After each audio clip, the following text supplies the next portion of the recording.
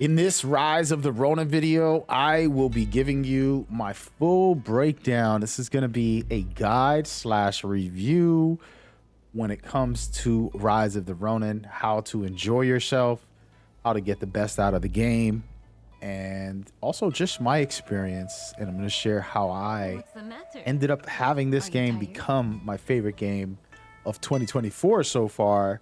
We're halfway through the year, and it has been a special ride. There's a lot to talk about, and we're going to get into a couple things. First and foremost, I'm going to say I've played pretty much every big title and a bunch of other games. It's a part of my career and also my personal enjoyment. And when it comes to Rise of the Ronin, there's just something special about this game that takes it to a different level than most. And I absolutely love that when a game is capable of exceeding expectations and surpassing and creating memorable experience for me. All right, so with that out of the way, one thing I want to talk about on the review side of it, we're not going to do too many spoilers to start off. Maybe a little later on in the game I will jump into a couple of things for the story, but mostly we're going to talk about mechanics and experience and non-spoilers. And the first thing I want to say is this game, while expecting it to be focused on just the combat, the story and the design has some very surprising things. One of the biggest things that I want to talk about and kind of put forward right away is an amazing system that we're going to take a quick look at very quickly here as we go forward. And this, ladies and gentlemen, is called the Testimony of Souls. And you can go in here and pretty much play through the full story, experiencing every single thing from the tutorial beginning to the first mission, and you just keep going down the line. I'm not going to go too far, but this is something that unlocks as you go. And as you can see here, you can kill someone or let them live. This is one of the first missions, and the outcome is very different. And of course you won't have that person with you. So the reason I wanted to bring this up first is because this creates a very dynamic experience in your first playthrough, and the replayability is special. Going in back in and changing your decisions on who you let live, who you let go, and maybe fixing something if you didn't agree with what the first time you did it or the results. You can go ahead and do that, and that'll just branch off and continue the story. And there's certain segments that will have the choices again, and you get to choose and go forward. Why is this important on just your first or second playthrough? Well, there's a bond system. Each character has special rewards, which I'll get into in a minute. But this is such a cool feature because let's say you missed out on some things and now you want to rebuild a relationship with somebody. You can go in here and basically replay and have a full experience instead of having to restart the full game without having your save file and suffering something like that, or even a new game plus where they take everything away from you. This game allows you to have all your progression, and you're only going back in with what you have now. So imagine you can just replay the whole game and go through that as you please. And I want to talk about the bond system with that, because later on I'll talk about the story and give you guys a breakdown. This bond system had me very much addicted. I mean, like very much addicted, wanting to get each person's combat style, some of the special boosts that they've had, and other rewards like weapons and things like that. Each of these characters all have unique items that you can get from them if you build the proper relationships with them. And that's a system that's very cool. And we'll get back into this in a minute. But the reason I bring this up is because the replayability, the way the game will entice you to want to continue to play is very cool with this system here. And it ties into the story, which we'll get into a little later. Now, I want to talk about my experience and the first time you go into this game and you're in the map, and this isn't the first area, but the first time you're in the map, there's going to be these things right here where they're public order places, and then also fugitives in the area that you're going to want to take out. And for example, right here, if you take a fugitive out and he has, let's just say, a combat style that you want, maybe a different reward, you can head over there. You're going to get that reward. And for me, getting all the combat styles was very essential. And this was an exciting part for me to go into the open world. And I actually spent hundreds of hours, probably like 100 hours. I don't know, but pretty much close to over 30 hours of just roaming, doing these random things in the world because of the rewards, because of the challenge that the game has with the combat and things like that that were so special. And this was my first thing. And I started to get 100% in the maps without even knowing, without even trying, just because I wanted to clear out the fugitives to get the different combat styles, to level up and do a bunch of different things. It was very, very special, as well as bonds. You can help build better bonds. And that was so critical for me. I honestly, recommend, that would be my first recommendation, is for anybody playing the game, get in there, go explore, look at the combat styles, and figure out what you want, what weapon you really like, test out all of that, which we'll get into in a minute, and have fun with it. Because some of these enemies, and this is one of the special things about the game's gameplay, is that the enemies have some very surprising attacks. They do some special things. I mean, I rarely jump and scream and get surprised when an enemy attacks me in video games because I play so many. But I was like, wow, oh my goodness, wow, what a combat. And I want that combat style. And I'm trying to get the combat styles that I see that they have. Made me very excited, even though they were performing the moves towards me when we were fighting. I'm like, oh, that looks like a very cool combat style. I need this. And it was such an awesome time just doing that alone. That alone took me 20 out plus 30 hours. I didn't time this, but I would say, just roaming around, unlocking everything and going forward was so special. And it was great. Now, before we get into some other things, we are going to get into the combat, and I want to talk about a few things that you guys probably all know. If you've already played this game and you're watching this video, thank you so much. I just want to share my experience, my love and passion for the game so far, and I appreciate you. Okay, so when it comes down to it, if we talk about combat, and you watched some highlights there, but in this game, there's endless amounts, and I mean like endless amounts of combat styles for you to pick up. And we're just going to go with the katana, which is the most traditional. As you can see, these are all different stances, okay? And they all have different martial arts inside of them. So you're going to be able to do a whole big thing. And we're not going to do a guide on this because I already have a bunch of guides. But the concept here is that there's endless amounts of ways to fight just with a katana. As you can see here, as you go forward, you're going to be watching the animations. And the point of what I'm saying here is I had to find these in the open world through the story and so on. And I had to also unlock the mastery versions, as you can see right here. And in here, you can pick any of these awesome attacks and decide, okay, this one is my favorite. We're going to go put this one on here. Absolutely love it, etc., etc. And it's your choice. You feel what you want and you have fun with it. But the point is, it's so addictive because the combat is so good. And I want to just talk about this for some new players and new people that are coming into this game. I do understand that this game might be very difficult for some people, right? And people who's watched my tutorials say, oh, you make it sound easy. I don't make it sound easy. I work very hard. If you came to my streams, you'll see that I had to practice a lot and get really good with my combat because I had the game on the hardest difficulty.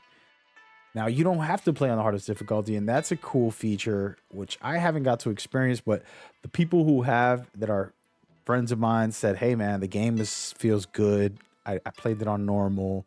And there was one friend who said he played it on easy because he just doesn't have time to get good and whatever. And I more power to you.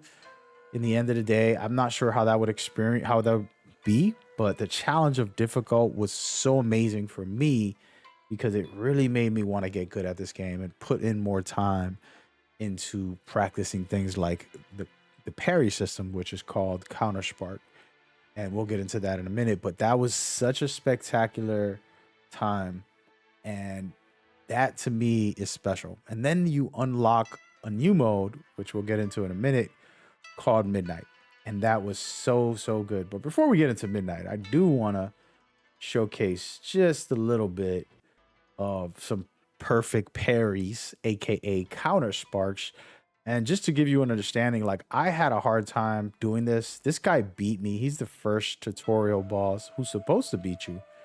But if you're good enough, you can beat him. I came back for vengeance because I didn't want to lose to him, and I wanted to see how good my counter spark is if I can do a no hit run with him and various bosses.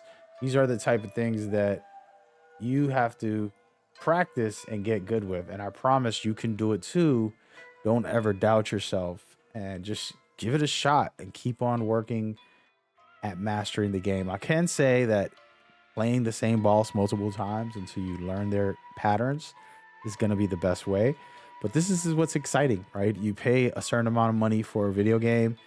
And if you want to get really good and you want to be able to, for example, showcase something like this, you can if you put in the time and energy to get good and work on it.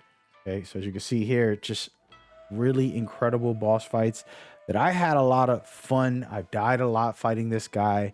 Coming back to him and replaying him really made me realize how much better I got at the game because I did it without getting hit. And it took a while. Don't get it twisted. This isn't some one try video that I think I'm the best. Okay, just to be clear. But I bring this up because the combat is that good and it's addictive and it's just so much fun. Cannot rave about it more. But as you can see, there's more than just a katana. There's tons of weapons, 10 plus weapons. I have them all leveled up because I tried them all. I played them all extensively, and it was a blast because it really does change your gameplay, but you can also really master a lot with this game when it comes to that. And there's plenty of things outside of that, like loot, for example. As you can see here, we're going to go by rarity. This is the nightmare mode, which we're going to get into in a minute. And then these are the exquisites, which are pretty much the main one you'll be getting as you play through the game. These are the spectacular ones. But the point is there's lots of loot. It's convenient. The next conversation I want to start with this game is that you're just enjoying yourself. You don't have to worry about if you got enough loot. Can I find the better weapon than the one I have? You don't have to worry about your inventory. You have 2,000 on this, and then you have storage as well, where you can put stuff away if you really wanted to. And even better, you know, just to kind of brag about how good the quality of life is, you can go into your settings and change to auto delete low level items. So it's just a lot of spectacular, simple things that's very cool. And now, as you know, we have different combat styles, and I can switch it up and put something that I feel fits my play style and do the same for the secondary weapon. There's plenty of long range options, whether you have a bow, a rifle, a handgun. I personally love shurikens, and the flamethrower also really great. There's plenty of things like that you can do. And yes, there are builds and there are things you can put together to make yourself overpowered and have the right setup. So a little bit of fun, but not too complicated where it's like, I don't understand. You could just put on high level gear. You'll be fine if you don't want to get into that side of it. Okay. And they have utility items where you can give yourself buffs and things like that. And it just makes the game So much fun. And we're going to get into a little bit of skills. We're not going to talk too heavily, but the skill tree is pretty basic as well. Okay. This is a straightforward skill tree. You don't have to get 10 million hours played to be able to unlock it. You'll be able to get these pretty quickly. And as you can see, there's plenty of good stuff that's going to buff you for your playstyle and go forward. I personally did everything, of course, because I played this game a lot, platinumed it, absolutely loved it, and it was a great time. Now, I just want to talk about something special that I think a lot of people don't realize when it comes to this game. And personally, it's made me appreciate it even more. Okay. This does have a rich narrative that, for the first time, I think for Team Ninja, they have a narrative that can really get you involved and make you dive deeper into this game. When I went to play this game, probably most like a lot of people who are Team Ninja fans said, hey, Team Ninja makes the best combat. And I was confident in that, but I wasn't confident in the story. I wasn't confident that they would pull me in to be like, wow, this is a great story, or anything in that regard, to be honest. But they did. And I'm going to tell you how. This isn't going to be spoilers or anything too heavily in the game, but I am going to discuss it a little bit about a character or two that might die or might not die, depending on what you do or don't do. But this was my experience, and I want to give you guys a rundown. So, as you guys know, there is a very cool bonding system where you can build relationships with people. You can literally sit down and have talks with them at your base if you wanted to. For example, if I came in here, I could talk to the princess and have a discussion with her and tell her, give her some gifts, be in a relationship. I'm ending the relationship with her. There's a lot of things you can do in here, discussions, conversations. I'm going to ignore her for the moment because I just wanted to display that.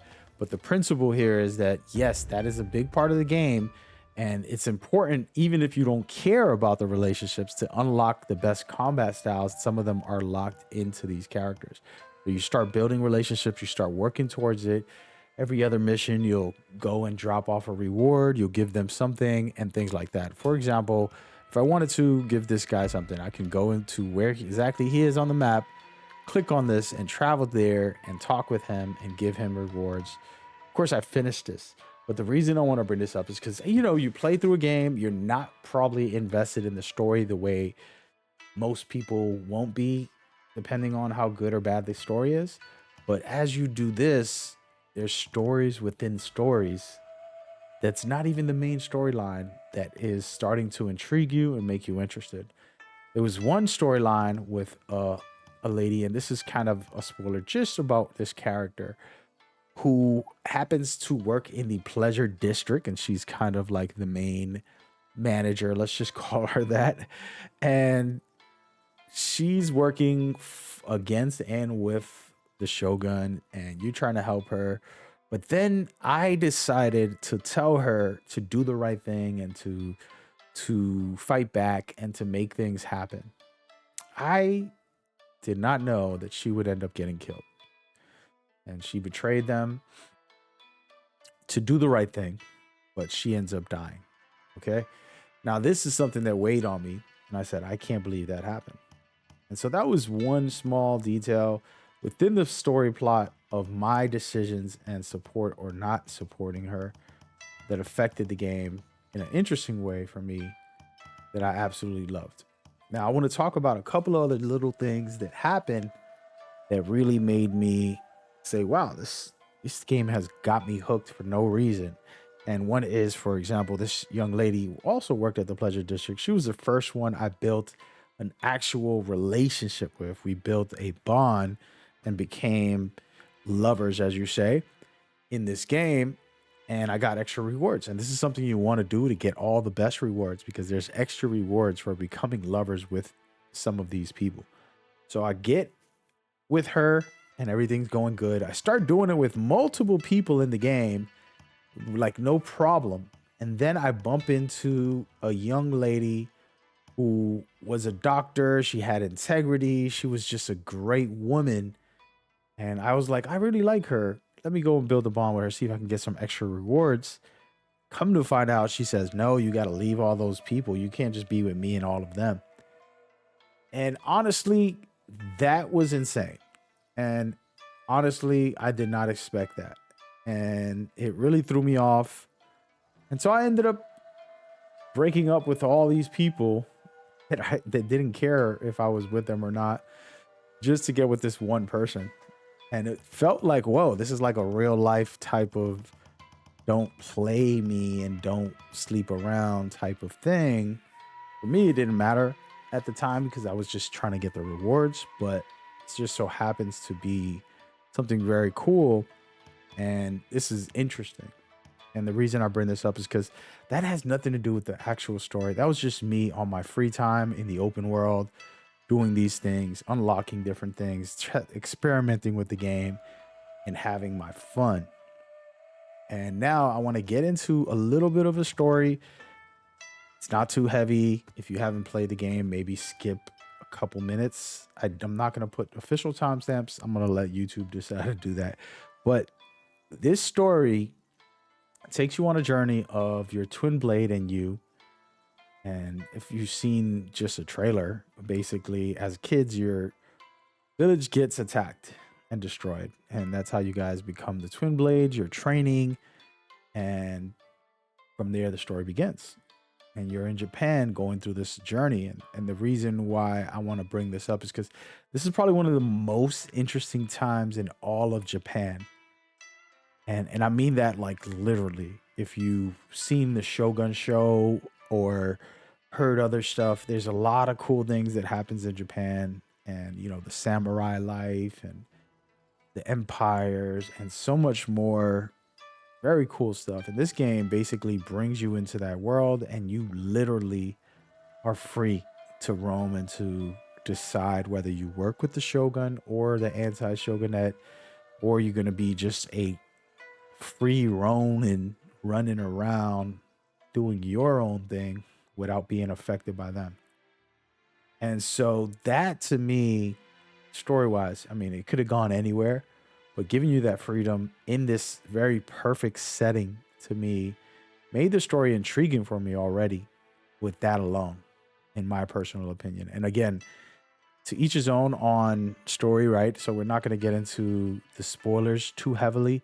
But I will say, you know, the dynamic of your twin blade and you and that relationship, and without trying to spoil it too much, there's betrayals, there's misunderstandings, miscommunication, disagreements on how you want to go and what they want to do and why not you not working with them, and how do you change Japan, and everybody having their own decisions was such a special thing. And one of the coolest parts, to spoil the ending a little here, the twin blade ends up in New York City. And I'm not going to talk about the future of this series, but I do have a video about that, so you should check that out after this. But that was spectacular for me because it gives me hope that they're planning on something for the future and to make the game consistently expand from what we know and love right now. Right? That's my personal opinion. Again, everybody has their own freedom to choose on what the future should be, DLC, a new sequel, etc., etc. But yeah, very exciting times. And we're going to end the story stuff there. I don't want to go too deep into it. Now we're going to jump back into some more story, but on another level. Testament of Souls. Okay, we're here again. This is spectacular, guys. Okay, as I was explaining earlier, why is this very cool? This is such a dynamic experience as a player, where you can come back instead of having a new game plus, you create your own experience. You can go through here, run through the whole game with all the stuff you've already unlocked, and then change the storyline the way you feel. Support whichever side you want to support, do all of that good stuff in nightmare mode, which is very difficult. I mean, very difficult. And I absolutely love it. Even the open world is so cool in nightmare mode. And so to me, nightmare mode is perfectly done. It's just an extra difficulty, and there's different enemies in different areas and things like that. It's very nice. And then of course the bond system here. Each character you have bonds with, you can work with them, help them out, and build a bond and grow to get all the rewards from them if you really wanted to. Okay. And as well as just going to these areas. One thing I really loved, and I'm not going to play them, these right here are pretty much just challenges, and they're co-op challenges. You can jump in solo, but you can jump in with some other people, and it's basically boss fights. So you have an arena, small area, and you'll fight different bosses, 5 bosses, 7 bosses. They just keep on bringing bosses in for you to be in different areas, different bosses for the game, which is such an awesome feature to add.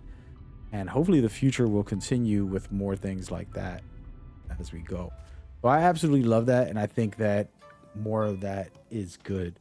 The game does have co-op, so you can hang with some friends, play through the whole storyline and things like that, which is awesome. I'm not going to do that right now, but that is the general breakdown. There's very cool little things. For example, I didn't think I would be checking in to try to rent out cats, but after I seen some cool tips and tricks in here where I can get gifts and special items just by renting a cat, I did that. And the same thing with the dog. They have a very good system here where you can get some rewards. You send the dog out, and it's cool. To me, more of this type of small features that are optional, that aren't necessary, like, oh, this is the game, you know, do or must have mechanics. Same thing with the plants. It's just extra stuff that I started finding myself getting into and really loving and enjoying a lot. Okay. So that's the breakdown. And one last thing about just simple stuff. In here, I have endless gear to switch at any time. And I mean, we'll be here making a separate video of how much cool items there is in this game, but plenty of gear. I mean, I can be here all day, but the point is, they did a great job giving you that freedom and allowing you to customize your character as best as humanly possible. And with that being said, playing this game for hundreds of hours, I probably have right now 179 to be exact. I'm looking at it. That to me says a lot about this game. And it talks about the quality of the game to be able to keep me in there upgrading and doing all the cool stuff and playing on the nightmare mode, which is just a higher difficulty with different enemies in different areas. And they do a lot of little things to mix it up and make it a little more challenging when it comes to combat as well. So super cool stuff. This game to me has been the best game. Every time I jump on, I'm like, wow, this combat is just spectacular. And I would recommend anybody who loves action RPG games, open world games, you're going to have a good time with this combat alone. And I can guarantee that. And so, yeah, do some of the stuff I said. Basically, for me, it was a spectacular time. It helped me dive deep into this universe and want more from it. And I absolutely love the community. So if you're watching this, thank you so much. Just want to give you props and appreciation. We can do some co-op sooner or later if you feel like hanging out with me. Go right ahead and leave it in the comments and come to the live streams as well.